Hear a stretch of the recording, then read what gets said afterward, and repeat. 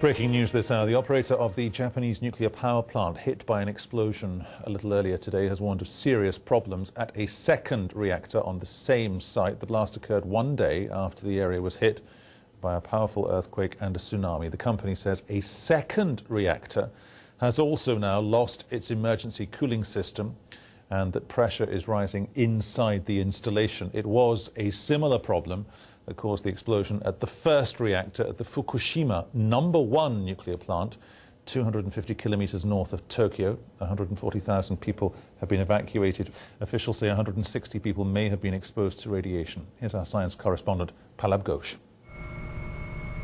Pressure builds inside of one of the power station's reactors, so engineers vent steam into the air. Then a massive explosion. The outer structure of one of the 4 buildings at the plant has collapsed, injuring 4 workers. Although the building has gone, the structure containing the reactor core has not been damaged, according to the Japanese authorities. This explosion is not related to the reactor container. Therefore, there is no possibility that radioactivity will be leaked in a substantial manner. The radiation in the area is probably from the steam released just before the explosion. It's been at relatively low levels since then, and latest reports say they're dropping. At the moment, there has been a small amount of radioactivity come out with the steam from the broken fuel. As long as they don't lose the core cooling, that will be the case. There will not be a public health hazard. What seems to have happened is that the cooling system failed. So inside, boiling water circulating in the reactor turned to steam, which increased the pressure inside. It's thought that the casing around the fuel rods might have been damaged, and so allowed radioactive material to come into contact with the water. That turned some of the water into hydrogen. Engineers vented the gas to relieve pressure, but the hydrogen exploded. The fuel rods, though, are still heating the reactor and building up pressure. Engineers are now trying to cool it down by flooding it with seawater. 10 of these 11 plants operated without any significant problems at all. Of the one that did have the problems that we've seen, my instincts are that this will have been managed with a real but minimal amount of radioactivity released, which will soon be gone. But there are now reports that another reactor at the same site has lost its emergency cooling system. So far, 140,000 people have been evacuated. The incident will have shaken confidence in the safety of nuclear power stations that are supposed to be earthquake-proof. Palab Ghosh, BBC News. Joining us live on the line from Texas is the director of the Center of Environmental Radiation Studies at the Texas Tech University, Ron Chesser. Mr. Chesser was the first person to be granted full access to the affected zones after the events at Chernobyl in 1986. Ron Chesser, what do you think is happening here? Well, it's very troubling, Peter. I've really gone through a roller coaster of emotions today. Just over an hour ago, I was feeling somewhat optimistic that the situation was under control, that they were able to control the water flow to the reactors and cool them adequately. But now recently you see on the wires that we have the second buildup of pressure and a likely explosion in reactor number 3. So apparently they're still in a very precarious situation here with trying to control the coolant water to the reactors. Okay, when you use the phrase there, Ron, a likely explosion, is there a tipping point in the process that they're trying to go through where they either have to commit themselves to venting the gas and cause an explosion, or they have no choice but to work in the knowledge that there will be an explosion? Well, I think there is a tipping point, and what we're unsure of now is, do they have the capability to exercise a controlled release of the gas to prevent an explosion of the reactor?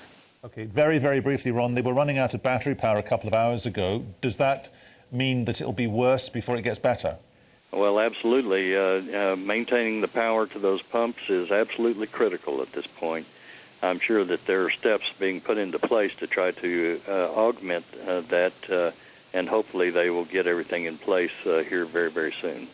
Ron Chesser in Texas, thanks very much. Well, live now to Washington, we're going to talk to the radioactive waste specialist Kevin Camps from the advocacy group Beyond Nuclear. He carried out a survey of Japan's nuclear facilities last year. Kevin Camps, what's the main danger for you now?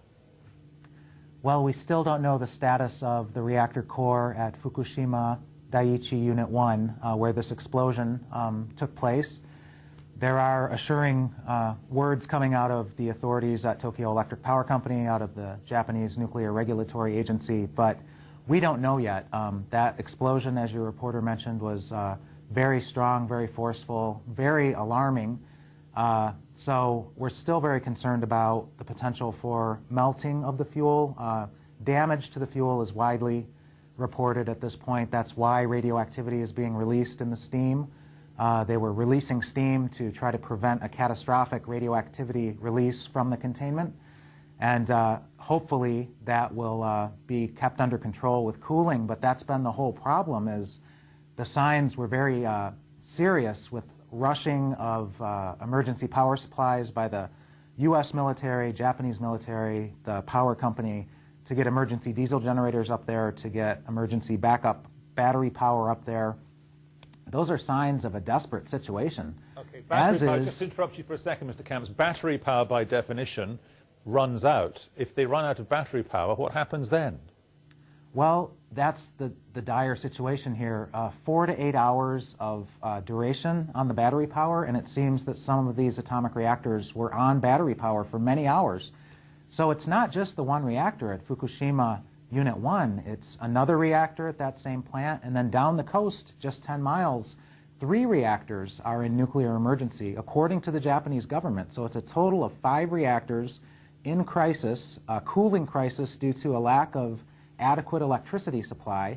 The grid is down from the earthquake. Apparently the on-site emergency diesels were taken down by the tsunami, and then throwing a number of these reactors onto their battery backup, which, as you said, runs out. That's why the race against the clock yesterday and today to restore cooling by airlifting power sources up there, by ground transport. It's been one instance after another of desperation moves, and this, as Dr. Edwin Lyman at Union of Concerned Scientists has said regarding the use of seawater to try to cool the reactor, he's never heard of such a thing before as an emergency contingency. He sees it as yet another act of desperation. If we're talking about 5 reactors, are we potentially talking about 5 Chernobyls or multiple Chernobyls? Well, potentially that could happen. Let's hope it doesn't. Let's hope that cooling is kept in place with circulation pumps, with electricity supply in these 5 reactor cores. It takes 24 to 48 hours to go from a thermally dangerous situation in reactor cores, even at shut-down reactors, to a more safe level of temperature. So at 48 hours, the temperature may be cool enough that we're past the danger phase of a potential meltdown, but we already have damaged fuel. There's already radioactivity releases in steam, radioactive cesium, radioactive iodine. Potassium iodide tablets have been distributed to evacuees, numbering in the tens of thousands at this point. Those potassium iodide tablets should have been in hand for the evacuees before the radioactivity releases began. That means there were a number of hours, many long hours, where evacuees were exposed to radioactive iodine-131, which attacks the human thyroid. They should have had their tablets in hand before the radioactivity releases began. Okay, we have to leave it there. Kevin Camps in Washington, thank you very much. Well, more now on the safety concerns regarding Japan's nuclear plants.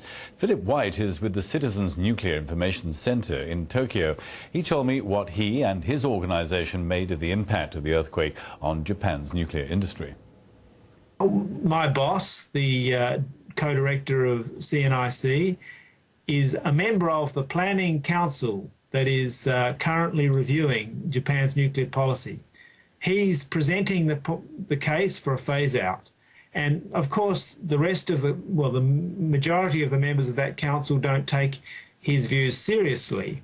But now is the time for them to change the direction of this policy review and seriously consider nuclear phase-out, and certainly to abandon the fanciful ideas of building many, many more nuclear power plants in Japan. And just one further brief question and answer, if you can, in terms of what these people are coping with in the aftermath of the earthquake, then the tsunami. What's it going to be like for those people around the areas of those nuclear plants to cope with all that as well, then? I think that they are undoubtedly under great stress. There was tremendous stress for the people who 3 years ago went through all this at Kashiwazaki Kariwa on the other side of Japan. And now we're getting reports of people feeling disoriented and wanting information. Where are we? What's happening? So they're disoriented. They're probably, I don't know the state of the facilities they're in, but they're probably cold and things like that. There are old people there who really aren't up to this sort of thing. So, I mean, I think they're under huge stress. And the earthquake and the tsunami was bad enough to have to add on to that the worry of radiation. Now, the government is saying that there isn't a danger to health at the moment. I think that's an overstatement on their behalf, but I agree that it's not a huge danger at the moment in terms of the levels that we're getting now. Philip White there talking to us earlier. Live now to Tokyo and our correspondent Mariko Oi, who's there for us. Mariko, what's the latest on what's going on with this nuclear reactor?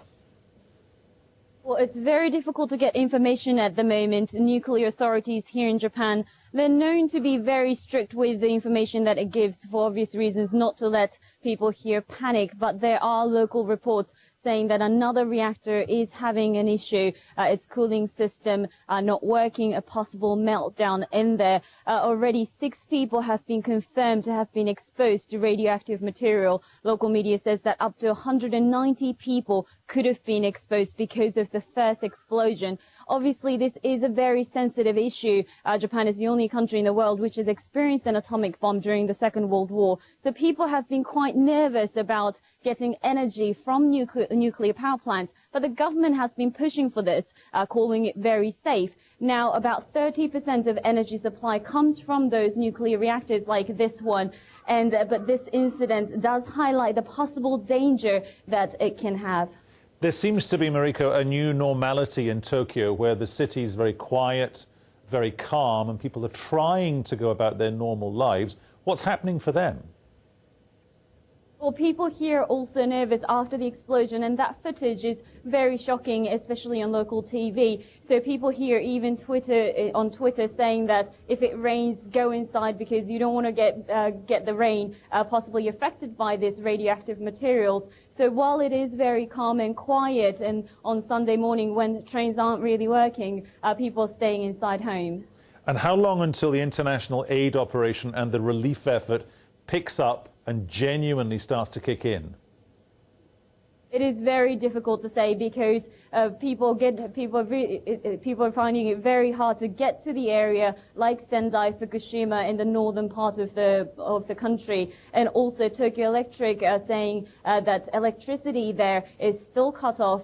Even here in Tokyo, the company has confirmed that possible blackouts starting tomorrow in order to save some energy because demand is now outstripping the supply. So what's the time frame here? I mean, it looks as if we're talking about at least days, possibly weeks, until they even maintain a power supply to the cities and the main conurbations. Indeed, people still having issues making phone calls. As I said, electricity is still an issue. You have local TV showing people on the roof writing something on the roof to say that we need help, we can't communicate. So the TV camera is catching that footage, but there's no way to make a phone contact on a reliable line. So it is still possibly days or weeks before those people can get help. Mariko, thanks very much.